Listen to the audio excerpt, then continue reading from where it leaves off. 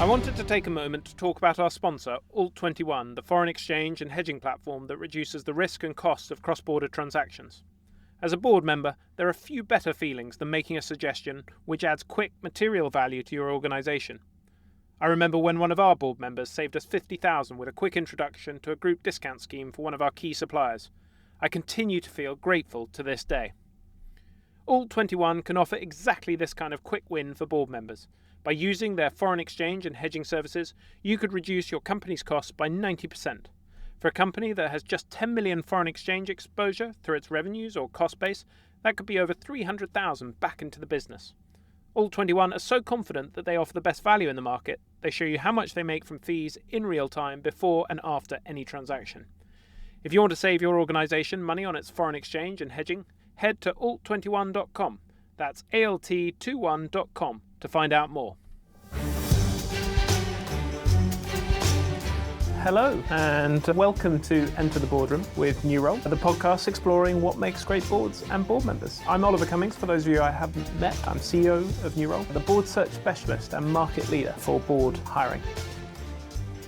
Today's guest, Rupert, who is chair of the CBI, chair of Smith Nephew, and has spent nearly 20 years as a FTSE CEO at Aggreko and Serco. So without further ado, we're going to get started. So maybe I'd like to start with just getting some of your insights from your experience as a CEO. And maybe you can just begin by telling us about some moments in your executive career that have most shaped how you operate today as a board member.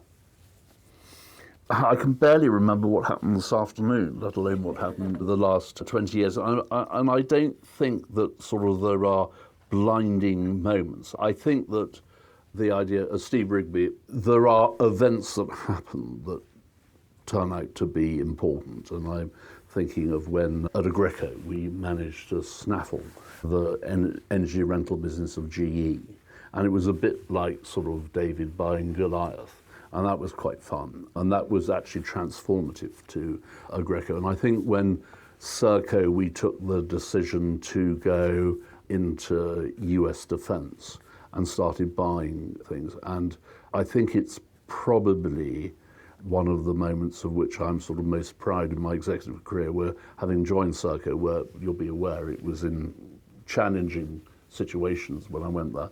It was 3-4 years after that we went and launched a rights issue to go and do an acquisition in the US, and it closed at a premium.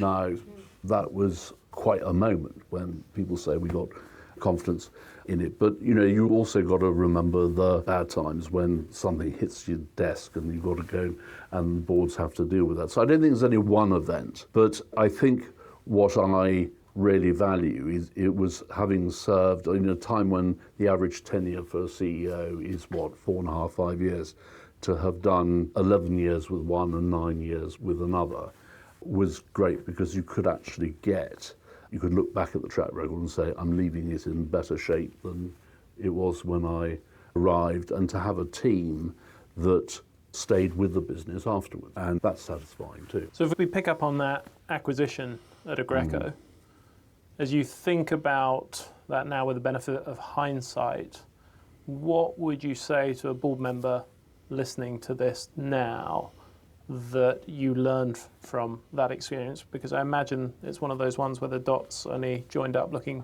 backwards. Because I was a CEO then, I had a very, very supportive board, and like actually quite a lot of good acquisitions. We'd been sort of roughly stalking this business for some time. And I've always been blessed by boards that have been supportive when I was a CEO. It doesn't mean to say that we didn't have challenge and everything like that, but it was, the boards we had a good relationship. And I think one of the things people sometimes ask me, say, did you ever have a bust up on your boards or with a chair? And the answer is no. And have I been incredibly lucky, or just, when you think about it, is everybody sitting around the boardroom table should have their interests aligned. Everybody's trying to do get the same objective, which is to deliver value for the owners of the business in the long term. And I know, yes, of course, stakeholders as well, but actually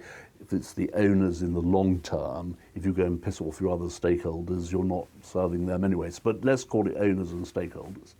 But it is, so you should all be aligned around the objective of what you're trying to achieve. Therefore, if you have people on the board who are disagreeing with you, then it's really important that you take time to dig into that, to find, because they're all going to be intelligent people. You had a bust up with Kevin Lomax at Misys. And yeah, you but I wasn't still... CEO. I wasn't CEO then. I was a divisional manager and very, very annoying. Yeah, and you said you were very... Is there anything you think a board could have done to have mitigated that situation, or was that beyond the remit of the board? Probably not. Kevin was the founder and chairman, and he was executive chair, and there was an independent chair. No, I just think that we say it was about strategy, but I was that thing about youth and discretion being ill-wed companion. And to this day, I think that Kevin Lomax is one of the most talented and able people that I've ever met, and I had a great time there at Misys for 5 years. But he had a decision to take about whether to back me or somebody else. He backed somebody else, and that's fine. And I then, after a year of unemployment, found another job and went to Aggreko. So it all worked out all right on the night. But did it though? Because I imagine if he's sitting there retrospecting that, he's lost clearly someone very talented from his organisation. Like, I'd be upset if I'd lost someone like you in the organisation who's gone on to do. Well, it's very kind of you to say that. The things that you've done. And so You're I wonder... very, very kind of to say that. And I think that plenty of people came out afterwards and said, we thought that it was a mistake. Well, it wasn't a mistake. He was executive. He was entitled to make that judgment. If you went back in time... And if I went back in time and say, how could it have been different?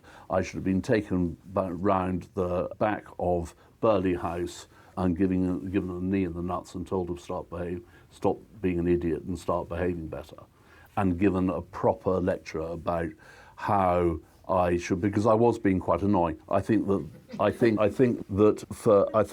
from the point of view of the business, I think there was a substantive issue, which is that Misys had a business model of buying companies just when they started to get traction in the banking software market, and then would take them over and apply Misys very good commercial and distribution and everything like that. But we had to spend a lot of money on those acquisitions, and I think that Kevin probably felt that we could go and develop more of that software ourselves. It's all back in sort of pre-history, but I did have a view that the old model was actually the correct one, is that the risks of trying to develop software yourself in the early stage were really, and even if you ended up paying a massive amount of money, if you had the distribution that we had, you could go. I'm thinking for a board member and I'm sure there'll be board members facing this situation where you've got some talented senior executives in the organisation and there's been a blow up, and one of two things can happen. Either that senior executive can go off because they've been passed over or whatever the reason is, yep, or you figure out a way as an organisation to keep them in. Now, you said you needed to be taken behind the bike shed and set straight. Is there anything else you would counsel a board member in that situation? I think it's quite difficult for the board member, for non-executives to interfere in that thing. I mean, for somebody to go along to Kevin and said, I think your judgment is right, I think you should keep Rupert and do that. And Kevin said, well, I'm really interested in your thought now. It goes down to how close the decision is, how well people are known, and people were very nice to me on the way out and said, I think this was a close run thing. But I mean, what it has given me is two things. First of all, it reminded me that being fired isn't the end of the world. And I've been fired 3 times, probably 4th, but they said it was redundancy. It's an experience that I have had, and I think, therefore, that being the lived example of it's not the end of the world. When has a chair added most value for you as a CEO?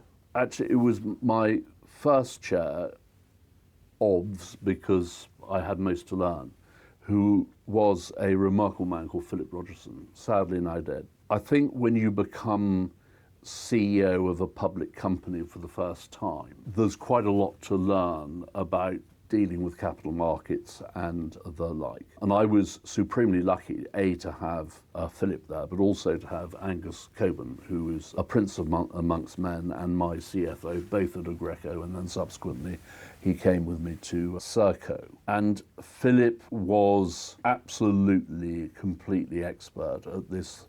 I think one of the key roles of a chair is to have a chameleon-like quality where you fit yourself to the personality of the CEO.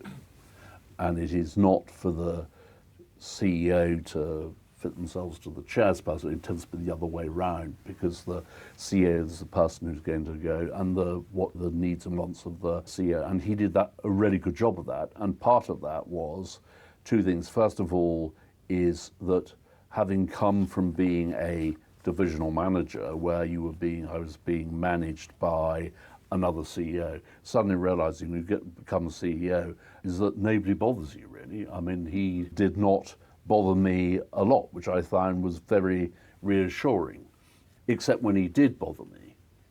And I remember there was Aggreko Chair and wanted to hire somebody, find somebody, and Philip said, "I'd like to see them, please." And they went along and he rang me up and said, "You're not hiring them." And he left it in it wasn't a matter particularly for debate. I mean, he did tell me there's reasons why, but he imposed his chairmanly veto on that. And I think that building up these things where there are veto rights both ways. How did he do that in a way that didn't disengage and demotivate you?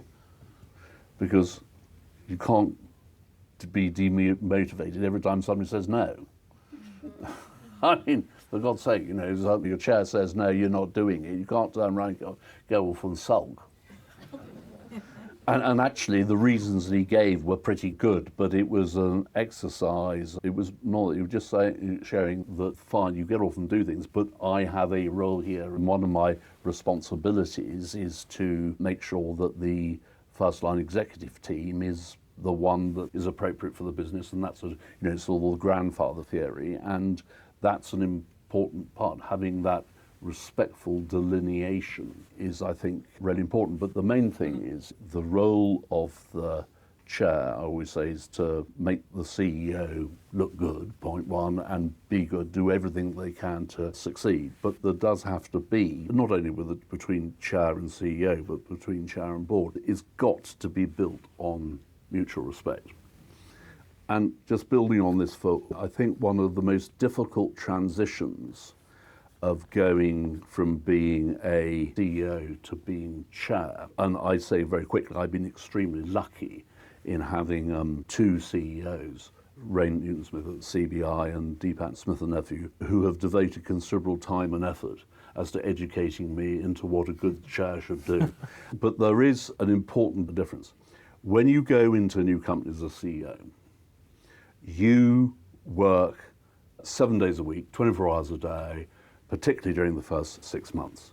And I always felt after 3 months of that and going around the world and seeing everybody and being completely immersed in it, you can learn a business quite well, particularly if, like me, you come from a generalist CEO approach where you're used to looking at different business models and you can say, oh, it's like this, but like that. But you are immersed in it. Now, if you go and take the total number of hours that are 3 times 30 times 24, that's a hell of a lot of hours compared to when you come in as a non-exec, when you're doing a couple of days prep and a couple of days of board. And you go from being a subject matter expert to a situation where you are a subject matter inexpert. But so it takes you much longer. The length of time it takes before you know a business, even remotely, is much, much longer when you join as a non-exec and when you join as a chair, simply because you don't have that depth of exposure. So you have to use that wisely. But it's interesting, Yeah. going back to that question of where your chair, or indeed even your board more broadly, added most value to you as a CEO. You've talked there about when you were a novice CEO and they helped you get up to speed, fine. And you've talked there about an example where they stopped you making a hiring mistake. But it strikes me, if I think back to sort of some other sort of past guests and enter the boardroom, where they've had some really transformative moments where the board have changed the direction and velocity of the organisation. It doesn't sound like you have had those as an executive. Well, you say the board has. I believe in the idea of a unitary board. But essentially, that is the CEO's job. The CEO's job is the job to devise strategy and come forward with a strategy to the board, and the board then to road test it, to go and consider it and ask questions and to hopefully contribute when the final product comes out. It's had more than one set of eyes on it, and it's had some, I think that's one of the useful things that boards can be, is that they can be these slightly apart, because when you're running a business, it's very, very easy. By nature, you're right in the fight. But if you get to a point where CEO produces a strategy and says, this is what I want to do, and the board says, nah, I mean, that's quite difficult. Problematic. You've got to change. Well, I mean, something's going to change. That no, they might not say. They might say yes, but, or let's go and shift around the edges or something. And I think that there's a difference between strategy and I think that the wise CEO comes several times with that and builds a consensus iteratively with a board, and a wise chair will encourage the CEO to do that and will make sure that so things do not come as a big surprise. At a time I really believe, you should have had time as a board to consider things over a period of time. And obviously sometimes things happen really quickly, like you've got an opportunity to do an acquisition or something like that. But on the whole, particularly around strategy, if there's going to be a major change in strategy, the board should be prepared in advance that this is, and I've had some time to discuss it. And if at the end of that you come and the board says, nah, that's a difficult place to be, but they've got to be prepared to do it. Well, you've built an amazing reputation for building highly effective and well-communicated strategies. You're so kind. You're so kind, yes. And I've seen Obi it. still my beating heart. I've seen it to action. But so for a board member listening to this now who's working with a new CEO and wants to support a new CEO with their developing and communicating their strategy, what would be your counsel to them? It's not what you might call co-creation. The CEO and his team have to bring forward and say, this is what we think the right thing to do for the businesses, and they're the experts, not the board. But hopefully there is some wisdom to be added around say, well, what about this, or is that really going to happen? Or I think that what you observe, that one of the different dynamics is that if you have the CEO level, they are on the whole having to encourage, with various forms of torture, their own direct managers to come up with plans that are ambitious enough and stretching enough, and targets and budgets. Actually, where I have tended to be, as I've had boards that, when I was a CEO, I tended to come forward with the targets, the boards would sometimes say, oh, that's pretty ambitious. So I think that CEOs are quite ambitious, but they've spent a lot of time in the process having to bring their line managers along, because everybody's saying they want to succeed, and succeeding means beating budget, and therefore if you have a soft budget, you've succeeded. But the CEOs that I've tended to work with as an exec and a non-exec, and so I've had 10 chairs, but I've served on 5 boards, I think the CEOs tend to be quite ambitious for their business, and sometimes you're saying, yeah, but that's quite ambitious, and do we need to tone that back a bit? Because it's interesting. I think it's a very, very different issue if you have a CEO who's coming and saying, I don't think that you are pushing the board, pushing your ambition hard enough. It's interesting. Dido Harding talked in episode 137 about working out what sort of management team you have, and she has a heuristic of 2 levers. It's go faster or go slower. And if you've got a management team, and it sounds like most of those you've worked with have been very much in the go faster variety, then actually a role as a board is to play that counterweight role. And if you've I do think that's the board being, but in a constructive way. That's what testing is. And one of the things I think the boards need to get right, and executives need to get right, is the idea that testing is what everybody's paid to do. That's the board doing its job. It's not the board second guessing, it's not the board saying doubt or think, it's the board doing its job. Chief executive and the team, the executive team, produce a strategy or whatever, they make a proposal, and it's the board's job to then go and test that. Now, hopefully they test it in a constructive way, but they've got to test it in a constructive way, but the testing has to be done and the debate has to be done. But ultimately, the position you want to get to is where the executive team are being supported by the board to go out and climb mountains, slay dragons. One of the hardest things as a chair is knowing how your approach compares to others at your level. Neural Plus gives you access to curated peer conversations and private chair-level sessions, so you can see how your peers are approaching CEO succession, AI risk, activism, and other key issues. Head to plus.neural.com to find out more.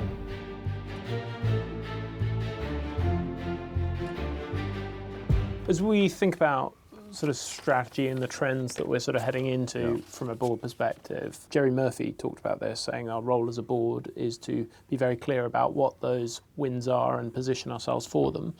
Curious to hear what the macro trends you're most focused on today as a board member. They're rather different between the CBI and Smith Nephew. Obviously, one is, broadly speaking, focused on the UK government and UK businesses, and the other is focused on Smith Nephew have, I think, 4% of their revenues in the UK. So it's a very different thing. But if I pull back from those two and just look, I think that one of the board bringing good radar is important. And I think that people looking at the world slightly differently and from a distance is part of what leads to good decision making. Having that means to say that the board need to go, and during my lifetime, what I sometimes say to people, if I'm they're foolish enough to ask me, say, what have been the sort of big things during your life as a manager? I would say, well, one was computing. Is that when I went to GC Marconi in Rochester in Kent, there were 2,500 people, and there were about 20 telexes in the business and not a single fax machine. And when there was a fax machine, there were 3 of them all in a single room, and you had to book submit your thing to send it over by a fax machine. And I was the first person on that site to get a computer individually for myself that sat by my desk. So that's been one big thing. All the second, like... let me just shush. I'm on a roll. The second big thing would have been globalization, which was something that was a big thing in my industrial. But I'm more interested in the forward-looking ones. Yeah, so I'm things coming like to that. AI. And the third thing would have been the change in dynamic of industrial relations, which did change very significantly between the early 80s and now. And now when I look ahead, yes, we've got AI, but I think that one of the challenges that I see for managers, thinking back to what it was like for me when I was in my 30s, is this revolutionary new idea that you can work effectively by not being in an office. And I think sure, I'm an overlap, but there is the need to be, there's a whole lot of stuff. If we are to continue having 2-tier workforces where people who, in Jerry Murphy's case, who work in the stores or in manufacturing, who work in the factory, who have to be there, and then other people who work in the back office who don't need to be there. And I think the dynamics of that decision making, where actually young people want to come in because they want to learn, the people who really don't want to come in are management. Because, I know my own commute. When I go into the CBI, and obviously, it's nearly 4 hours a day that I'm sitting in various states of discomfort. But I've done it for 40 years and I'm used to it. But there are things about, for instance, that I don't think that people have thought through well enough, is that techniques that are the bread and butter of making businesses more efficient, like continuous improvement, need to have scoreboards up saying we've done this, we've done that, and you need to have a sort of community around saying what have we done today, what are we going to do tomorrow, how we're going to do it. All those techniques are built around the idea of the physical presence of people around a water cooler and doing that. And we're not doing that anymore, and for reasons I completely understand, but I'm not sure that management has kind of caught up with how to be really efficient when you're doing that. And I think that in 20 years' time, people will look back and say, that was, my equivalent would be say, one of the big challenges that we had to face up to in my lifetime, because business had globalized and, we'd all had IT. And then, of course, will be AI and how that goes and changes. I think that these things about how we work are going to be a big challenge for the coming generation. And I think it's tricky, and I don't know what the answer is. Luckily, there's some very, very bright young managers who do. In Smith Nephew, and some of and in the CBI, of course. Yeah. Before we go on to the lightning round, I want to pick your thoughts on the topic of compensation, because at Smith Nephew, you faced a challenging battle on CEO compensation, I think publicly articulating what many listed chairs competing in a global market have been feeling. And you've also called for greater pay for non-executives to close the gap with the US. Curious to hear what your lessons have been from that experience that might be instructive for chairs and board members listening who are also facing challenging discussions around compensation. Well, I think you've got to be brave and humble at the same time. I think that you've got to be brave in saying that you've got to go and find a management team that is the right one for the business, and you've got to compensate them appropriately. But actually, that doesn't mean to say that it should be without challenge. And there's no doubt that one of the reasons for challenge is because there are investors, owners, who will go and challenge, but there's also this grouping of the proxy agencies who have all their rules and everything like that, and they will challenge. So, and it's actually quite a healthy thing that you have to go and justify and explain what you are doing, because history relates that sometimes boards get it horribly wrong. And you have CEOs in the past. A lot of the regulation around pay comes from examples where it's gone wrong and where boards have not been clever and have got things wrong, and you end up with somebody getting paid large amounts of money for doing not very much. I actually think that if you say in the grand scheme of things how many times that has happened and that we ended up, it's fine. But we have to have those respectful relationships between the judgment of boards that says these are the types of the management team, and if we are going to hire them and recruit them, we think that we want to go and have an incentive plan that kind of does this.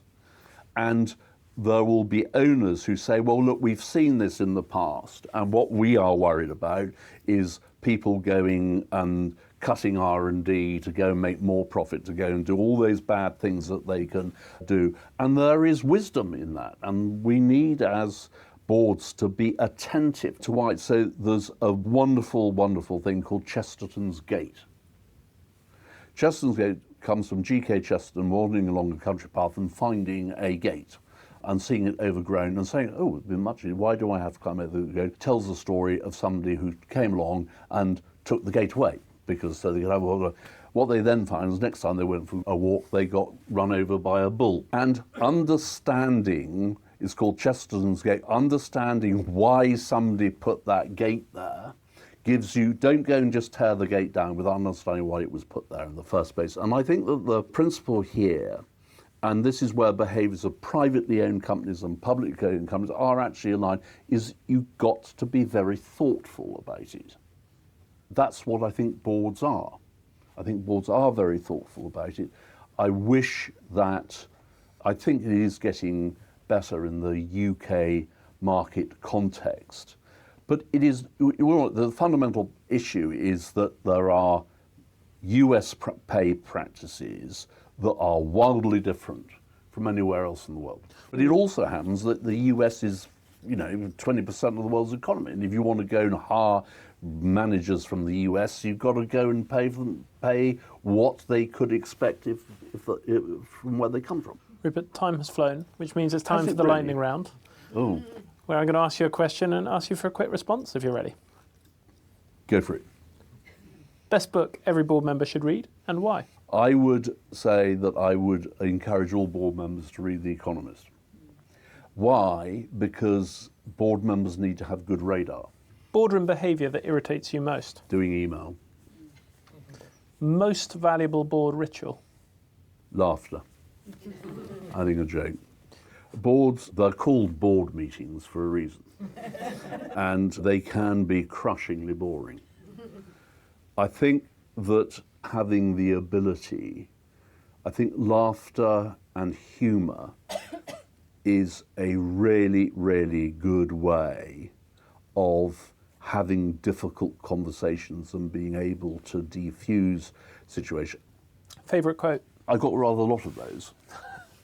I love quotes. One was Nelson before the Battle of Trafalgar said, "In case signals become lost or imperfectly understood, no captain can go wrong by placing his ship alongside the enemy." Why that is important is that very often you don't have perfect information. It is a bit foggy. And if in doubt, engage the enemy, engage the competition, go for it.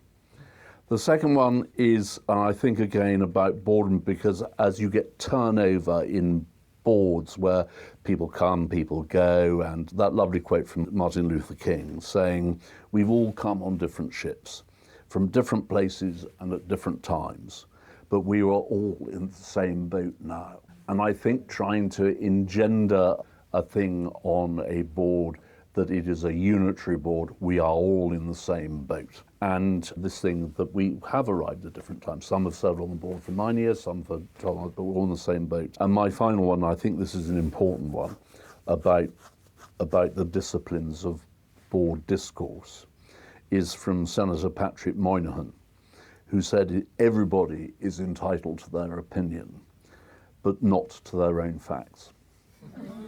And I think that is, well, you can't just have other streams of conscience. Everybody's got to be respectful of and understand the difference between things that are known and not known. So I like that one. Most significant professional insight. On this one, my one have to be J. Paul Getty, The Secret of Success: work early, work hard, and strike oil.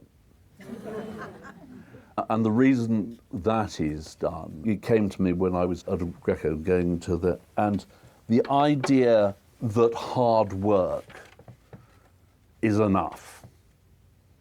I mean, don't tell me that the people who come and clean the offices at Smith Nephew or the CBI don't work hard. A lot of them are holding down 5 jobs and looking after children and taking them to school. They work unbelievably hard. So it ain't just hard work. And don't tell me it's just ability and a rising. We all need to have some luck in life. And I think the luckiest people are people who recognize the luck for what. I think that having, when you see people coming into, when you're recruiting people, I always liked to see people who'd had a bit of bad luck along the way. I certainly had some. As I was fired 3 times, all of which I put down to luck. Worst professional advice you've ever received? Don't worry. We're paid to bloody worry. That's what shareholders want us to do. They want us to worry. What have you changed your mind on about boards over time? I think that as a general rule, chief executives, and I come from the executive breed of Guinness, as it were, We all believe that we could run the business pretty well on our own without too much interference. And therefore that the boards are at best a necessary evil and encumbrance. And I think as I become less executive and more boardy, I think I'm believing that I have more value than that. The other thing is to remember, I think, about boards, is you don't often need them, but when you do, you really do. And it's having a board that only turns up when it's needed. So the investment in all those board meetings, BORED, is that sometime, is it every year, every 2 years, every 5 years or whatever, sometimes they're needed. And they need to be brave and they need to do all these things and they can enable stuff to happen. One of my best things is the idea is that boards should make executives brave. But sometimes they need to restrain, and sometimes they need, but you can't do that if you don't know the business. So actually you have to put in that legwork. So be it when something big happens that needs to be, you've got to have enough knowledge and understanding around of the particular business and what's going on and of the management team to be able to intervene. You might need to rename this not the lightning round. When was the last time you got a significant judgment call wrong in the boardroom, and what did you learn? When I think I made a mistake, and when everybody else thinks I made a mistake, it may be different numbers. But I don't know, I don't want to intrude into private grief of when I've caused others grief, but I mean, we are human, and I think that being humble about understanding that we do make mistakes, but then everybody does, and I think there's not to be too embarrassed about. Can you give me one moment without breaking any confidences? No. It's all highly confidential of when I've made cock-ups. But I'm sure there are lots of them. Rupert, thank you for being well behaved, not bobbing me up, and thank you so much over yet. for taking the time to share your wisdom and experience. Thank you.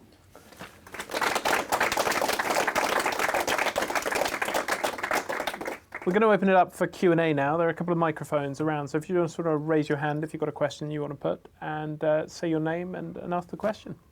Nameen Varawala, what are your thoughts on the value, if any, of holding both an executive role and a board role simultaneously?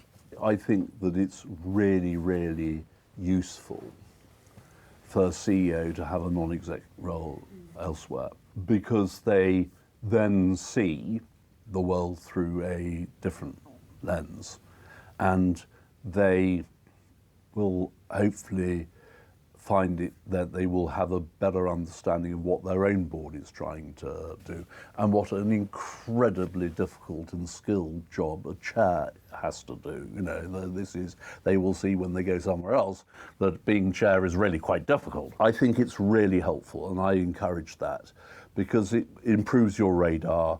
You get to see what other companies are doing, so I encourage it. Interestingly, there's some research that's been done on that, and the research suggests it depends. There are certain situations, if you've got a very high stress situation, where actually having something else is a distraction, which I think is an interesting other angle to that. Hi, Lucy Dimes, Babcock International Group. Babcock? Yes, Babcock. Right. Yes. We've, not members of the CBI. For the avoidance of that. I'll take it back. Not Three yet. riders on Not the yet. on the expertise of the CBI. Anyway, how can I be Probably saved 50 grand, that was probably the reason. Yeah, not a safe space at all for you. Probably a controversial question then. I wonder what you think of board evaluations. Chairs hated the idea that people, they say, oh, just go, well, I know how my board feels. Well, actually, it turns out, bollocks, they didn't really. I think one of the most important roles that have come to boards in my life is, I think, the role of the SID is really, really important. And I have served as SID and not SID, and I think it's a really important role. And I think that having some way that external shareholders can have some assurance that the board is being run properly, I think fair dues. And I think that also the people who do it now are much better than they used to. It's been professionalised a lot, and the people you go to, we just use Tracy Long to do our most recent one, and they're really good. And they don't hold back either. They tell it as they see it. But I think it's a good idea. And I think also that the SID being somebody who is there to have a role, the SID's role is an incredibly subtle one, an important one. And I think it's a great addition to the board and how boards work, particularly in times of trouble. And last but not least, Kathy, Kathy. a former guest on Into the Boardroom. It's great to be here. First of all, Rupert, thanks for sharing your thoughts. It's been really interesting to listen to all of them. The first is you talked about, and we've picked up on, professionalising the board. When you think about further professionalising boards, what else should we be thinking about? What do you see for the future? I think that one of the biggest, I mentioned earlier about how you learn about a business. You are inexpert in a business. A lot of these businesses are really complicated, and you want to have enough separation so you can step back, but actually I think a way that I think really good induction in terms of learning about a business is really important, so that you can explain the market and how that works. And Smith Nephew tried to organise that for me, and I just ended up arguing because I thought McKinsey had 2 days set aside to go and teach me the business, and I fell into an argument with them after the first 20 minutes. But if I step back from that, I think that professionalising the board, getting much better at, rather than just saying that a non-exec turns up and they're expected to learn about a business over time. I just think that's a bit crude, and that we ought to do better than that and actually have a more structured process of saying how you would explain what a business was. Just want to say a huge thank you to Rupert for being a fantastic guest, and a huge thank you to you, the audience, for some fantastic questions and being a fantastic audience. If you want a discreet way to compare perspectives with other chairs and stay current on issues like AI and climate, Newroll Plus can help. As a listener, you get 10% off.